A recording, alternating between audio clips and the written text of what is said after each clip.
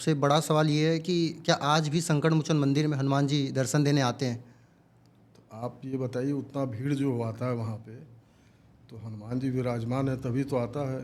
ये तो और ये भी आप पक्का जानिए कि लोगों का काम तो निकल रहा है उससे, क्योंकि किसी को बहुत दिन तक मूर्ख नहीं बनाया जा सकता है। जो भी आता है किसी न किसी उद्देश्य से आता है। हनुमान जी कहा गया, संकट मोचन हनुमान जी उसी के डायटी हैं, बहुत दयालु हैं और सब पर कृपा करते हैं।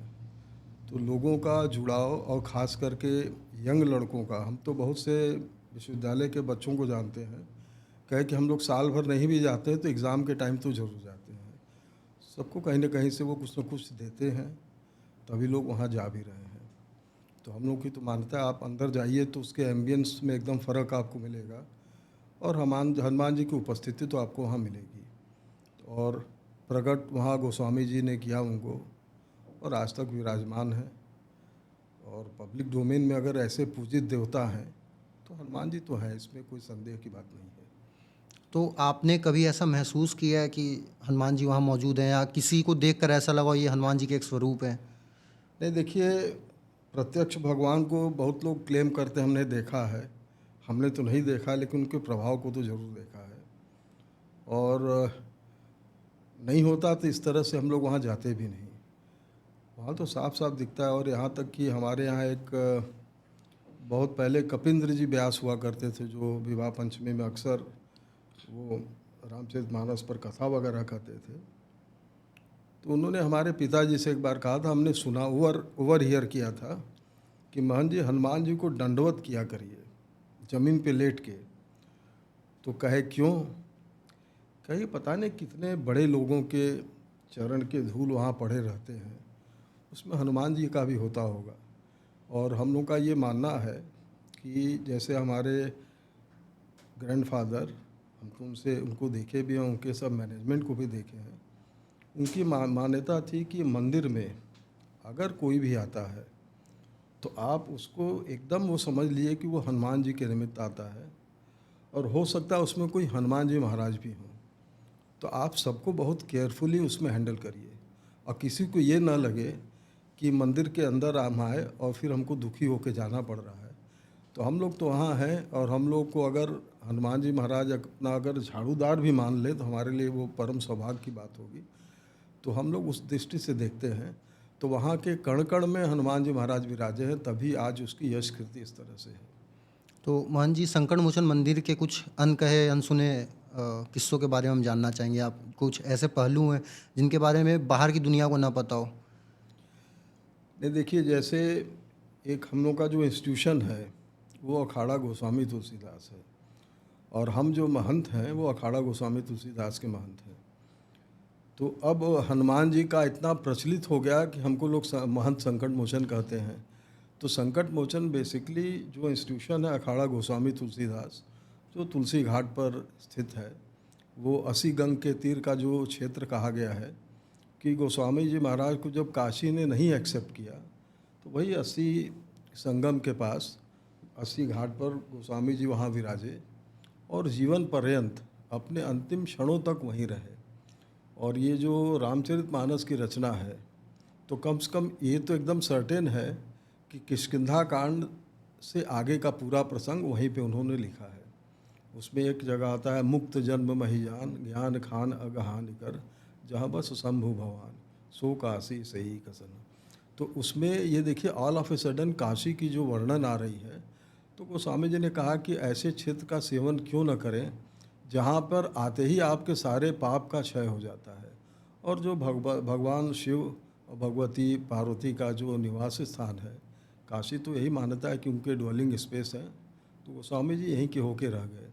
और रामचरितमानस का जो कथा का जो प्रसंग आता है, तो गोस्वामी जी का शहर से काशी के उससे बड़ा लगाव रहा है।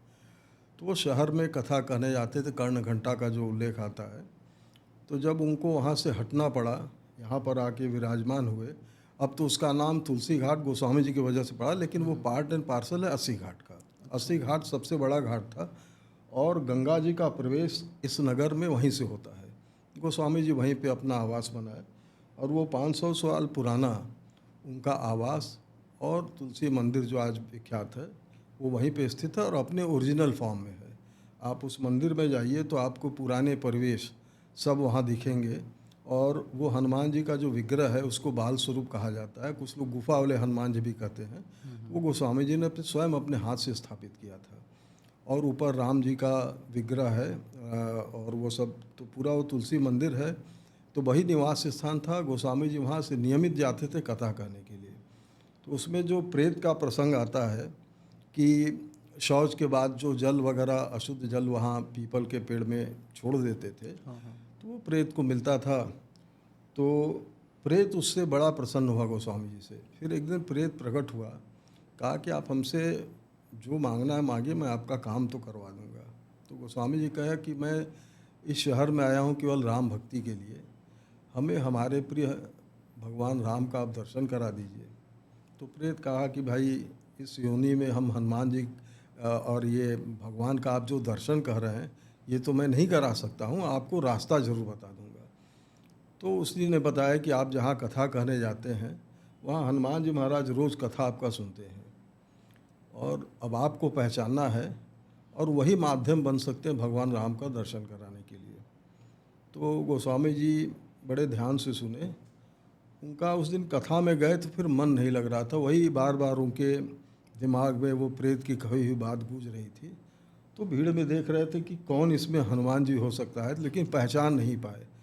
तो उस दिन वो डेलिबरेटली बड़ा जल्दी कथा उन्होंने समाप्त किया। तो कथा समाप्त तो कर दिया, फिर लोगों को भी थोड़ा awkward लगा कि गोस्वामी जी इतना जल्दी आज कथा क्यों समाप्त किया, ये तो पूरा समय में तक लेके बोलते थे। तो उद्देश्य तो गोस्वामी जी का दूसरा था। लोग चले गए, लेकिन एक वो रुग्ण अवस्था में एक बूढ़ा व्यक्ति था जो वहाँ पे, तो वो बैठा था। जब कथा संपन्न हो गया फिर धीरे से उठ के जाने लगा, तो गोस्वामी जी उसके पीछे हो लिए। तो ऐसे करते वो दक्षिण वहाँ से करके दक्षिण भाग अपने घर की तरफ आते, तो उस दिन वो उनके पीछे लग गए। तो पीछा करते करते जब घनघोर जैसे 80 के बाद घनघोर वन शुरू हो जाता। काशी का एक जो पुराना नाम है आनंद कामन, फॉरेस्ट ऑफ ब्लिस, जो पूरा काशी क्षेत्र घने वन से एकदम घिरा हुआ था। तो जब वो वन में जाने लगा तो गोस्वामी जी कहे पता नहीं कहाँ तक ये वन में जाएंगे, और शाम का भी समय हो रहा था। तो एक जगह हुआ कि उन्होंने पैर पकड़ लिया। तो कहा कि अरे मैं रुग्ण हूँ, आप क्यों हमारा पैर पकड़ रहे हो, इतने अच्छे आप महात्मा हो, आपको भी ये रोग हो जाए। कहे नहीं, आप हनुमान जी हैं और आप कृपा करके हमें अपना दर्शन दीजिए। तो उन्होंने दर्शन हनुमान जी ने दिया गोस्वामी जी को। तो फिर कहे कि हमें प्रभु राम से आप मिलाइए। तो उन्होंने उनको रास्ता बताया कि एक तो जैसे हनुमान जी महाराज का वहाँ जो आप विग्रह देख रहे हैं, एक उनका हाथ यहाँ पे हृदय पे अपने, कि एक तो राम जी का वास हमारे हृदय में है, और दूसरा हाथ उन्होंने ऐसे करके उठाया कि चित्रकूट का उन्होंने इशारा किया। तो उन्होंने कहा था कि हमको आप लंका स्वरूप का दर्शन कराए। कहे कि वो स्वरूप आप देख के डाइजेस्ट नहीं कर पाओगे। तो एक मिनिचराइज स्वरूप उन्होंने जो दर्शन दिया उनको, उसी रूप में हनुमान जी महाराज वहाँ प्रतिष्ठित हो गए। वो स्थापित मूर्ति नहीं है।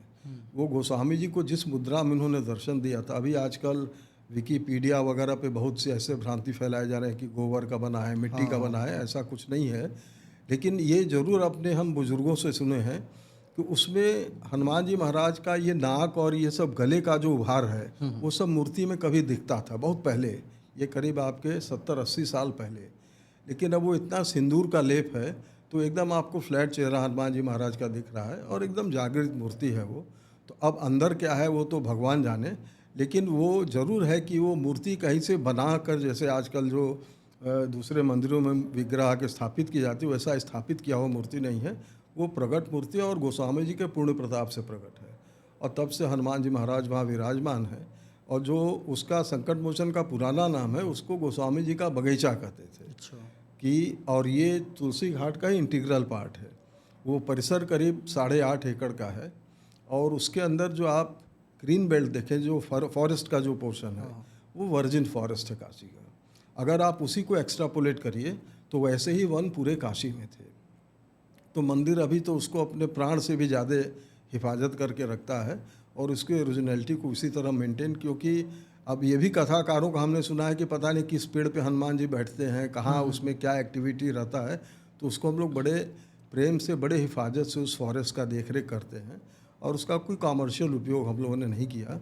वो नेचुरल फॉरेस्ट है, उसको उसी तरह मेंटेन किया है। अच्छा, वेजिटेशन से ही आपके पूरे एम्बियंस वहाँ के चेंज होते हैं। तो ये एक ओरिजिनल स्वरूप है गोस्वामी जी का बगीचा, जो आज संकट मोचन मंदिर के नाम से विख्यात है। और ये संकट मोचन जो नाम है आपको किसी लिटरेचर में नहीं मिलेगा। ये गोस्वामी जी ने अपने डायटी, अपने हनुमान जी महाराज का नाम रखा है संकट मोचन मंदिर, और संकट मोचन उनका नाम रखा और उसी के नाम से मंदिर फिर हो गया। तो मेन डायटी तो वहाँ हनुमान जी हैं। और जो राम जी का मंदिर है हाँ। वो तो काफ़ी बात का है, जो हमारे पुराने रेवेन्यू रिकॉर्ड हैं उसमें जो लैंडमार्क्स हैं वो हनुमान जी का विग्रह है, और हनुमान जी के सामने जो कुआं है वो भी हाँ। बड़ा प्राचीन कुआं है, यही उसके लैंडमार्क हैं। ऐसे करके वो मंदिर उसी का इंटीग्रल पार्ट है।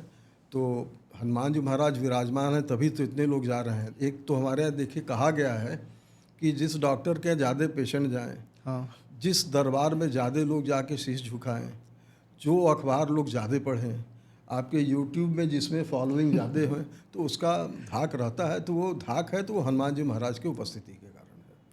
आशा करते हैं आपको ये शॉर्ट क्लिप हमारे पॉडकास्ट से काफ़ी अच्छी लगी होगी। ऐसे ही और पॉडकास्ट को देखने के लिए हमारे चैनल देखो सब भारत को सब्सक्राइब करें। धन्यवाद।